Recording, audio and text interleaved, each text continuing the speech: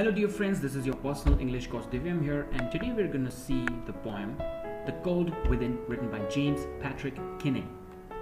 The Irish-American poet James Patrick Kinney uses his poetic parable The Cold Within to illustrate the folly of falling prey to discrimination that shortchanges our own humanity. This poem was written in 1960s during the African American Civil Rights Movement, which took place from 1954 to 1968. Kinney was outraged by inhuman discriminatory attitudes at the time and wrote this poem to prompt some serious soul searching. How often are we wise enough to rise above our egos? How foolish are we when we give in to our prejudices? Its message is relevant even today, when we face divisive outlooks in the world that lead to hatred and violence. The poem is a reminder to overcome our personal demons and be open to the wisdom of egalitarian view, an attitude where everyone is considered equal worth. Let's get right into it. Let's talk about the first stanza. 6 humans trapped by happenstance in dark and bitter cold. Each possessed a stick of wood, or so the stories told. We open up to a bleak tableau. The poet recounts a tale that he has heard of. 6 persons caught together in a grip of severe winter. Each of them probably had a single stick of wood. Note the poet's use of the word humans. He wants to draw attention to the gathering as a specific individuals rather than as a collective group. They were trapped by happenstance, implying no escape from the situation created by chance. The adjective dark and bitter, describing cold, add to the ominous feeling. Let's see the second stanza. Their dying fire in need of logs, but the first one held hers back. For of the faces around the fire, she noticed one was black. The second stanza cuts into a key character in this story, a dying fire. The group's prospect do not look good. In the heart of winter, keeping warm is critical to survive. The fire offers a chance for salvation if each person would use their respective logs to feed it. The dying fire is a silent appeal to the group to help themselves by helping each other. The next verse reveals how the situation unfolds. We find that the first person withheld his logs from the fire only because it would benefit a black person. This is racism, where there is discrimination because of person's race. Man will not even warm himself if someone he looks down upon simply because of skin color will gain. Let's see the third stanza. The next one looked across the way, saw one not of his church, and could not bring himself to give the fire his stick of birch. The second person looked across fire and saw someone who he knew didn't share his religious ideology, and just because of that, he cannot bear to give up his logs to the communal fire. This is bigotry, which speaks of intolerance to a person because they do not share the same opinions or ideas. Let's check out the fourth stanza.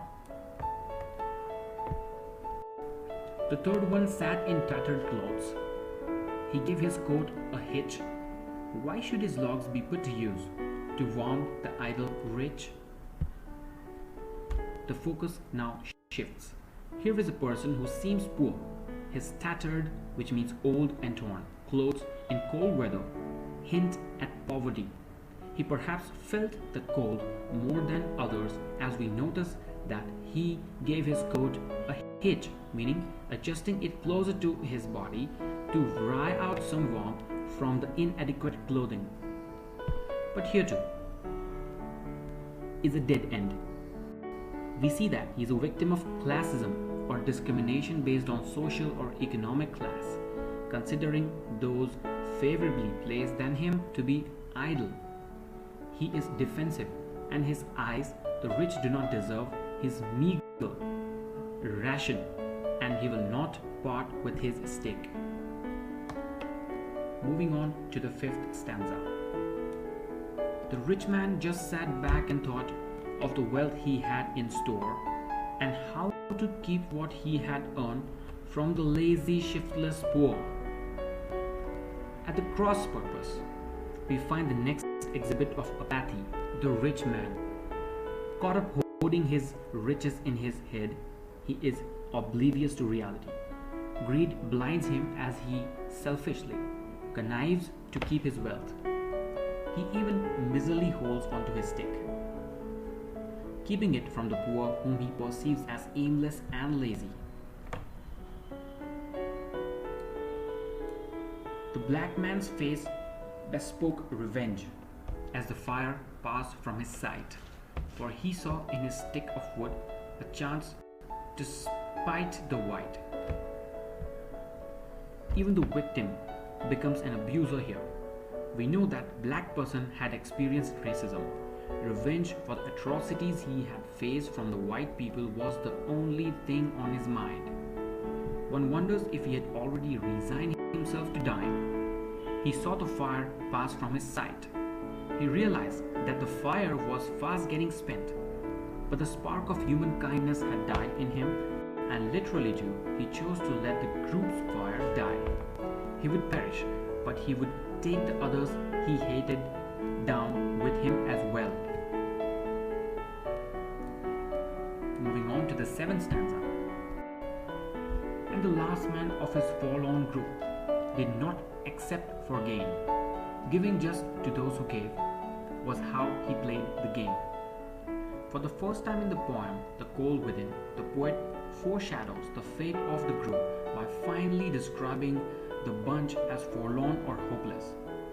Until then, the poet had reserved judgment, allowing the reader instead to examine each individual in turn and derive his or her own conclusion. Unfortunately, we find that the last person also perpetuates the vicious circle of inertia. There is a word for this person's attitude, and it's not in English language, which is known as Memai Lapai Na Pachia. Is a word in the indigenous South America of the Yaghan people.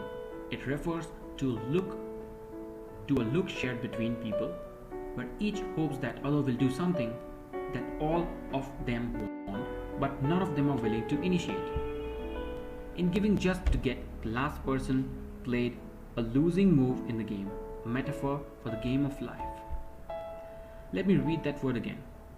Ma, mai, la, pai, na, pa, tai is the word, which means each person hopes that other will do something that all want from him. Finally, we see the last stanza. Their sticks held tight in death's stilled hands was proof enough of sin. They did not die from cold without, they died from cold within. We witness the grim aftermath of the group's rigidity of spirit. Death comes, and it's personified here with stilled hands. Each individual becomes their own agent of death, their hands frozen stiff with their refusal to act. The fact that each of them still possessed their firewood when they died suggests the twisted motives in retaining their firewood. Proof enough of sins. The final lines abound with irony. We realize that it was not the cold weather outside that really killed the group after all. It was the cold in their heart, the lack of warm human spirit, the cold within. Friends, I hope you understood this poem. If you've liked my explanation and reading, do subscribe and comment under my videos and give an honest feedback. Do request all the chapters and poems that you do not understand, even in grammar, and I will be happy to help. I thank you for watching and listening, and I hope you have a nice day.